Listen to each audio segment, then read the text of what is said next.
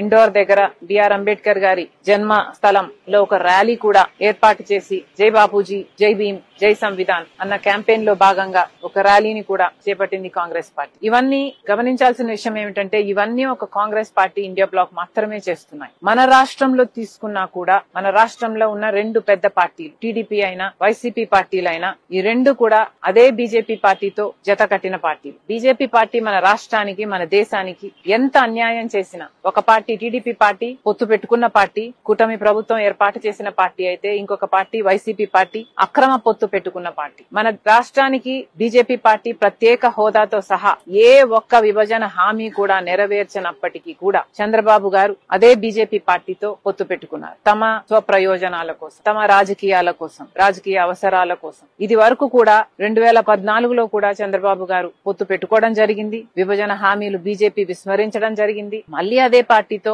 అదే బీజేపీతో చంద్రబాబు గారు పొత్తు పెట్టుకున్నారు అంటే ఇది రాత్రి పడిన గుంతలోనే మళ్లీ పగులు పడ్డం కాదా? చంద్రబాబు గారు రాష్ట్ర ప్రజలకు సమాధానం చెప్పాలి. మరోవైపు వైసీపీ జగన్మోహన్ రెడ్డి గారు ఎప్పుడూ తెర వెనకాల బీజేపీకి మోడీకి దత్తపుత్రునిగానే వ్యవహరించారు. అక్రమ పొత్తు పెట్టుకున్నారు. రాజశేఖర్ రెడ్డి గారు కొడుకయ్యుండి ఏ బీజేపీ పార్టీనైతే రాజశేఖర్ రెడ్డి గారు అంతగా వ్యతిరేకించారు. ఎందుకంటే బీజేపీ పార్టీ ఒక మతతత్వ పార్టీ కాబట్టి మతం పేరుతో కులం పేరుతో చిచ్చు పెట్టడం, ఆ మంటలో చలి కాచుకోవడం బీజేపీకి తెలిసిన రాజకీయం కాబట్టి రాజశేఖర్ రెడ్డి గారు బీజేపీని అంత వ్యతిరేకిస్తే ఈరోజు అదే బీజేపీ పార్టీతో గత 5 సంవత్సరాలుగా జగన్మోహన్ రెడ్డి గారు అదే బీజేపీ పార్టీకి గులాంగిరి చేశారు. మరి జగన్మోహన్ రెడ్డి గారు రాజశేఖర్ రెడ్డి గారి ఆశయాలను నిలబెట్టేవాడు ఎలా అవుతాడో ప్రజలు ఆలోచన చేయాలి. జగన్మోహన్ రెడ్డి గారు ఈ రోజుకి కూడా గొప్పగా చెప్పుకుంటున్నారు మాకు ఇంత శాతం ఓట్లు వచ్చాయి ఆంధ్ర రాష్ట్రంలో అని. జగన్మోహన్ రెడ్డి గారిని కాంగ్రెస్ పార్టీ సూటిగా ప్రశ్నిస్తుంది. అయ్యా జగన్మోహన్ రెడ్డి గారు మీరు అంత శాతం పర్సెంటేజ్ వచ్చింది అంటే దాంట్లో దళితుల పాత్ర లేదా?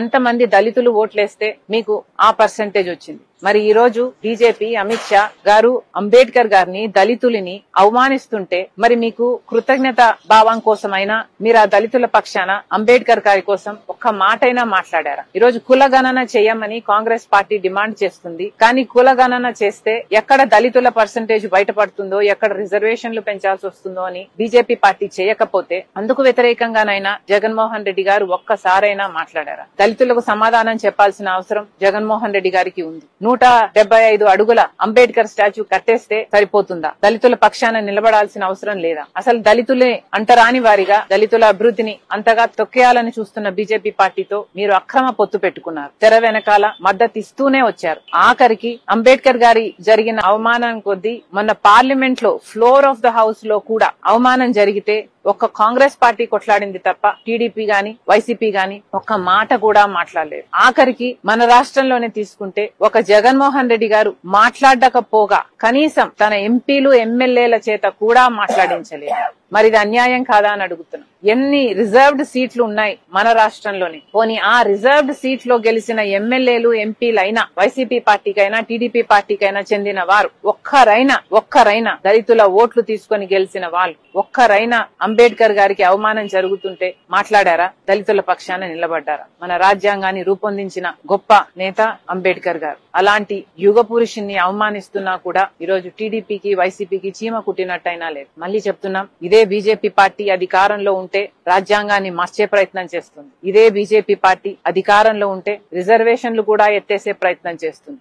ఇదే బీజేపీ పార్టీ అధికారంలో ఉంటే దేశ సంపదని అదానీ లాంటి వాళ్ళు అవినీతి పరులు అని అమెరికా లాంటి సంస్థలు చెప్తున్నా, FBI లాంటి సంస్థలు చెప్తున్నా అదే అదానీ లాంటి వాళ్లకు కట్టిబెట్టే ప్రయత్నం చేస్తుంది. ఇదే బీజేపీ పార్టీ అధికారంలో ఉంటే మతాన్ని కులాన్ని అడ్డు పెట్టుకుని చిచ్చు పెట్టే ప్రయత్నం చేస్తూనే ఉంటుంది. చర్చిలను కూలగొట్టడం, మసీదులను ధ్వంసం చేయడం బీజేపీకి అలవాటుగా మారింది. మళ్ళీ చెప్తున్నాం, ఒక కాంగ్రెస్ పార్టీ అధికారంలో ఉంటే మాత్రమే సెక్యులరిజం మన దేశంలో బతుకుతుంది. ఒక కాంగ్రెస్ పార్టీ అధికారంలో ఉంటే మాత్రమే బడుగు బలహీన వర్గాలకు న్యాయం జరుగుతుంది. మరొక్కసారి దేశ ప్రజలందరికీ రాజ్యాంగాన్ని బతికించే పార్టీ, రాజ్యాంగం కోసం పోరాడుతున్న ఏకైక పార్టీ ఒక్క కాంగ్రెస్ పార్టీ మాత్రమే. మరొకసారి దేశ ప్రజలందరికీ రిపబ్లిక్ డే శుభాకాంక్షలు తెలియజేస్తూ థ్యాంక్ యూ. మే తర్వాత వచ్చిన ఏదైతే క్వార్టర్ ఉందో ఆ క్వార్టర్ ఉంది రిలీజ్ చేశారు అంటే ఇంకా 3 క్వార్టర్లు మిగిలి ఉన్నాయి కదా, దానికి వచ్చి 40 అబద్ధాలు ఎందుకండి? ఈ వాస్తవాలు ఇవి. కాబట్టి నిజాలు మాట్లాడుకొని ప్రజలకు ఏం కావాలో ఆలోచన చేసుకుని చేయడం మంచిది. ఏమైనప్పటికీ ఇవాళ అంశం ఏంటంటే మా నాయకుడి తాలూకా పద్ధతికి మీద మాకు ఆందోళన ఉంది. ఆ ఆందోళన గవర్నర్ గారి దృష్టికి తీసుకొచ్చాం. వాంటెడ్లీ ఈ ప్రభుత్వం అవి ఇతర చేసి నిన్నటి రోజున జరిగిన పరిణామాలు చేసి ఇబ్బంది పెట్టాలనే పరిస్థితిని కల్పిస్తుంది.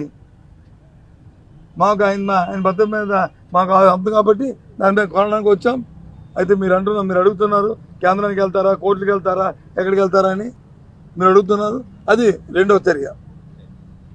ఫస్ట్ ఈ ప్రభుత్వం వచ్చి గవర్నర్ గారు వచ్చి దిస్ ఇస్ మై గవర్నమెంట్ అని ఆయన మాట్లాడతారు. కాబట్టి మీ ప్రభుత్వంలో జరుగుతున్న పరిణామాలను ఇవ్వండి, చూడండి మీ గవర్నర్ గారు ఎంతవరకు న్యాయమో.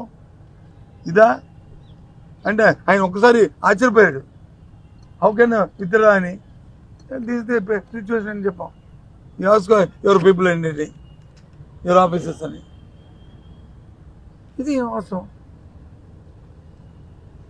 కాబట్టి ఈ విషయాన్ని మీ ద్వారా రాష్ట్ర ప్రధానికి కూడా తెలియజేస్తున్నాం. ఈ రాష్ట్రం తాలూకా పరిపాలన ఏ విధంగా ఉందో చూడమని చెప్తున్నాం. ఏ విధంగా కక్షపూర్తంగా చేస్తున్నారో చెప్తున్నాం. ఇలాంటి చర్యలు మళ్ళీ మంచిది కాదు, పునరావృతం కాకూడదు అనేది కోరుకుంటున్నాం. మా నాయకుడి తాలూకా పద్ధతికి పూర్తి భరోసాని ఇవ్వాల్సిందని గవర్నర్ గారి ద్వారా ప్రభుత్వాన్ని కోరాం.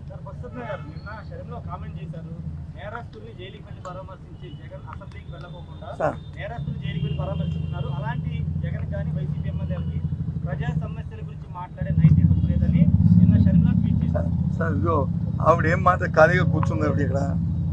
ఆవిడ ఏదో మాట్లాడుతుంది, సమాధానం చెప్పడానికి ఉందా? ఆవిడ ప్రతిపక్షం.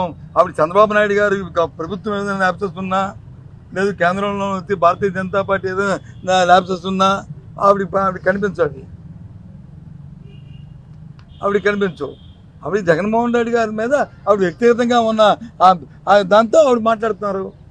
దానికి సమాధానం చెప్పాల్సిన అవసరం లేదు. ఒక రాజకీయ పార్టీ పాలసీ మేము మాట్లాడితే పాలసీస్ మేము మాట్లాడతాం. వ్యక్తిగతంగా మాట్లాడిన దానికి వ్యక్తిగతంగా మాట్లాడతాం. కాబట్టి దానికి సమాధానాలు ఉండవు. పాలసీ మీద మాట్లాడితే పాలసీ. కాంగ్రెస్ పార్టీ అయితే కాంగ్రెస్ పార్టీ సిద్ధాంతం ఏంటి, కాంగ్రెస్ పార్టీ ఆలోచన ఏంటి, కాంగ్రెస్ పార్టీ విధానం ఏంటి, ఆ విధానం మీద కానీ ఆలోచన మీద కానీ ఎప్పుడైనా మాట్లాడారా? ఇవాళ ఆవిడ సమాధానం చెప్పడానికి దయచేసి మీరు అలాంటి ప్రశ్నలు మనం అడగద్దు. మా దగ్గర ఆన్సర్ కూడా రావు. ఓకే.